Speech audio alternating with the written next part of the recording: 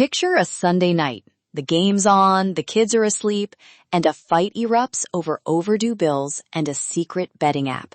One door slams, a phone lights up with calls from someone you don't know, and by morning, there's panic about missing payments and custody arrangements.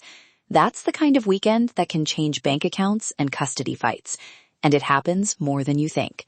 Welcome to Danny's Den. Let's chat. Here's the short thesis I want you to keep. When fandom or fantasy play becomes a financial or behavioral coping mechanism, it stops being harmless and starts putting families at risk. Okay, quick roadmap. I'll explain the legal lines to watch for, give scripts you can use with kids and partners, walk through a fast financial triage, and finish with a one-song music reset to calm things down. Criminal exposure can come from illegal bookmaking, taking bets without a license, or dealing with loan sharks. Those actions can lead to charges, arrests, or protective orders. And even where betting is legal, secret debts, threats, or repeated volatile behavior can trigger police involvement, and those records follow into family court. On the family side, judges look at stability and the child's best interests. A pattern of unpaid debts, risky conduct, or instability can influence custody and support decisions. So what does that mean for you day to day? It means early action matters. Document, protect your kids, and get legal advice sooner rather than later if you see patterns. Now, talking to kids. Keep it short and age appropriate. For little ones, Mom and Dad had a grown-up disagreement tonight, but you are safe and loved. For teens, we're handling an adult money problem. We're fixing it so your routine doesn't change. Honest, but not a play-by-play. And if a fight is heating up in front of the kids, use a simple de-escalator. We can finish this later. Right now, I need to make sure everyone is okay. That line buys you time and protects them.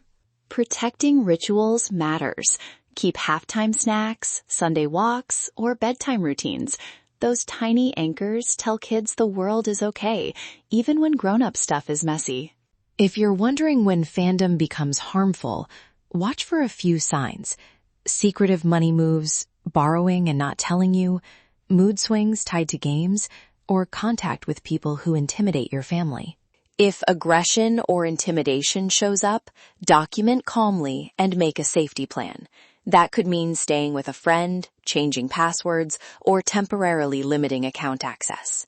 Okay, you need a triage plan, fast. Step 1, separate joint and personal finances where possible. Step 2, freeze or cancel shared cards if you jointly control them, or at least put alerts on those accounts. Yes, it feels dramatic, but it works.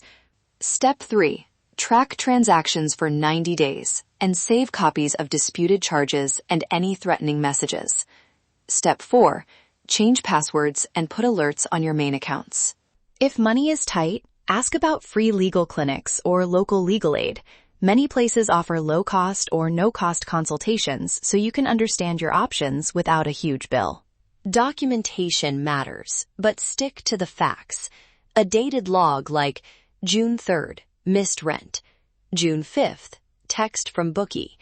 June 9th, partner left with kids for a day, is far better than a long, angry diary. Judges prefer clear facts over emotional dramatics. When to call a lawyer. If there's an arrest or criminal charge, call criminal defense counsel immediately. If custody or support is at risk, get family law advice early. Even a short consult can map your options. Let's be clear, loving a team isn't the problem. Healthy fandom and fantasy leagues can be a shared joy. The line is crossed when gambling replaces connection or becomes a harmful coping tool. Boundaries help. Consider a firm weekly spending cap, even something like $50 a week. Schedule family-only hours during key times and agree in advance on who handles money talk after a loss. If a partner refuses to commit to basic boundaries, note that refusal. It's information you may need later if instability becomes a pattern.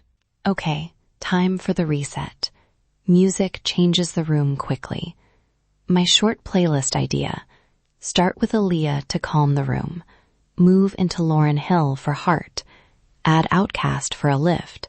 and finish with Mary J. Blige for strength. Pick one track, sit somewhere quiet, turn your phone off, and try this 60-second breathing ritual. Inhale for 4 counts, exhale for 5. Listen to the song and breathe with intention. It won't solve everything, but it helps you show up steadier for the tough conversations. To wrap up, prioritize safety first, document facts, protect children's routines, and get legal help when arrests or custody worries appear. Use non-blaming language to open help seeking, preserve small family rituals, and use that one song reset when things get overheated. If this episode landed for you, subscribe to Danny's Done so you don't miss weekly conversations about law, love, sports, and music. Share this with someone who could use the steps we covered, and check the show notes for links to free clinics and resources. Thanks for listening to Danny's Den. If you have a specific legal issue and want to book a free 30-minute consultation, email Danielle at thelegalassistancecenter.net or use the contact link in the show notes. If you are in immediate danger, please call local emergency services right now.